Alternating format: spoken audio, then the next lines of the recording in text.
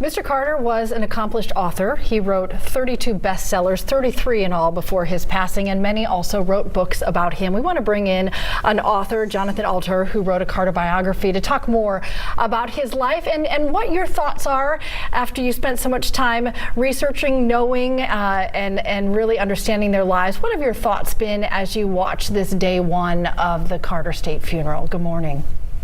Good morning. I'm glad to be here. You know, Jimmy Carter's life was an American epic, not just because he lived so long, but when you see the Carter Boyhood Home, which I was lucky enough for him to give me a tour of a few years ago, and you see how small Plains, Georgia is, and you think about growing up with no electricity, no running water, no mechanized farm equipment, barefoot for most of the year, the depths of Jim Crow segregation, and the journey from that to global humanitarian icon. This is a man who African villagers named their children after him. He, in his post-presidency, he took the incidence of guinea worm disease down from 3.5 million cases to 15 million. And as I think people know, in thinking about something like Habitat for Humanity, that's just the beginning of his many post-presidential accomplishments.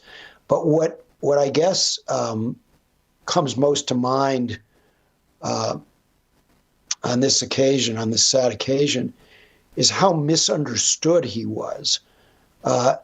He was not a mediocre president. He does not belong on Mount Rushmore, and he certainly got dealt a bad hand in all sorts of ways we can talk about.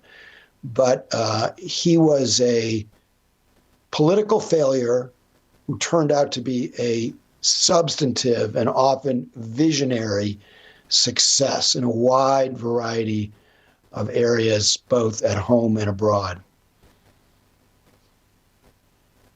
As you can see underneath, is an author, but that does not really tell you who Jonathan is. One of the most influential journalists of his generation. With Newsweek, 35 years as a columnist, Jonathan, somewhere around there? 28. Okay, yeah. Okay. I'm long in the tooth. Yeah. Let me ask this question about Jimmy Carter. It's somewhat. If Jimmy Carter was successful in his ability to garner a second term, what would his post-presidency life look like? Would it have been the same? Would it have been less influential? Would he have been less active? Because a lot of what he did was trying to complete the unfinished business of his presidency. So what happened was that both Carters sunk into a bit of a depression after leaving the White House for understandable reasons. They were in their 50s and they had a whole life ahead of them. And they stayed very active, and he wrote his memoirs, and he took the bus up all night from Plains, Georgia to New York City to build the first Habitat for Humanity project outside of Georgia. But he was kind of searching around for something to do, and he woke up in the middle of the night and realized that maybe he could continue the work of Camp David in Georgia.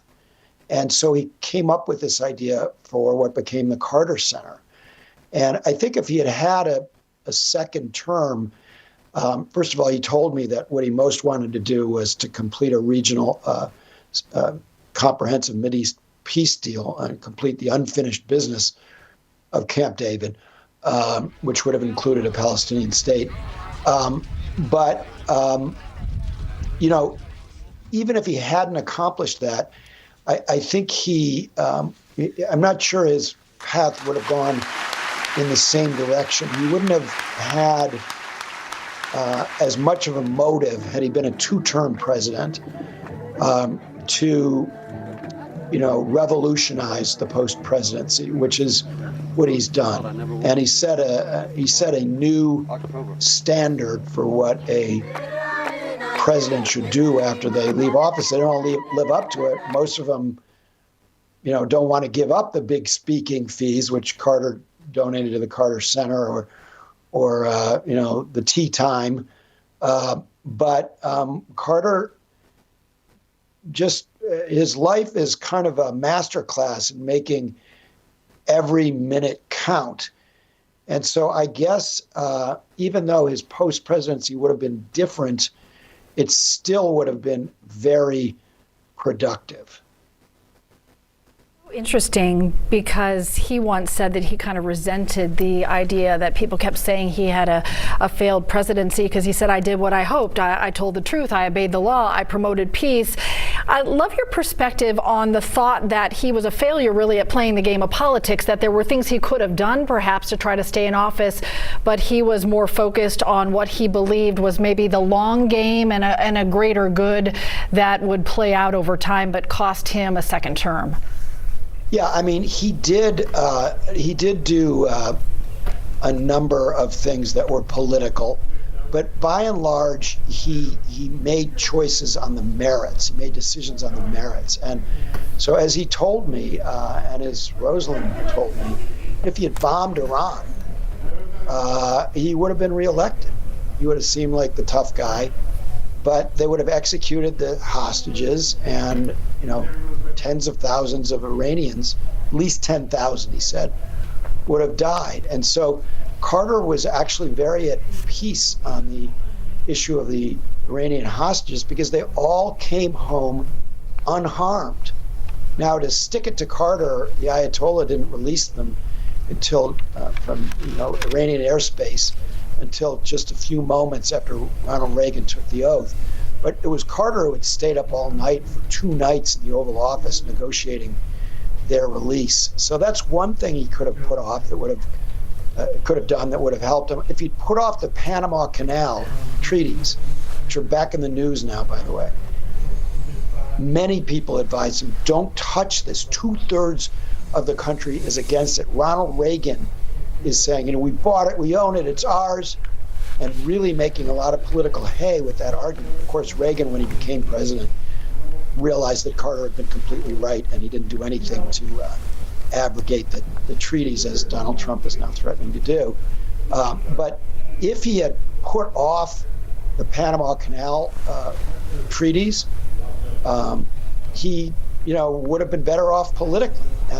7 U.S. senators lost their seats because of their votes on that issue, largely on that issue. Jonathan Alter, thank you for your time. We really appreciate it. Also, I wanted to mention, I really enjoyed your Jimmy Breslin, Pete Hamill work. And thank you so much. Thank you so much. I love that. I really enjoyed reading you over the decades. So long-winded, but this you're terrific. Thanks. Is a moral exemplar, and there's a lot to learn for our own lives from studying his. Jonathan, thanks. Hope 2025 is good for you. We appreciate it. Thank you so much. So we are now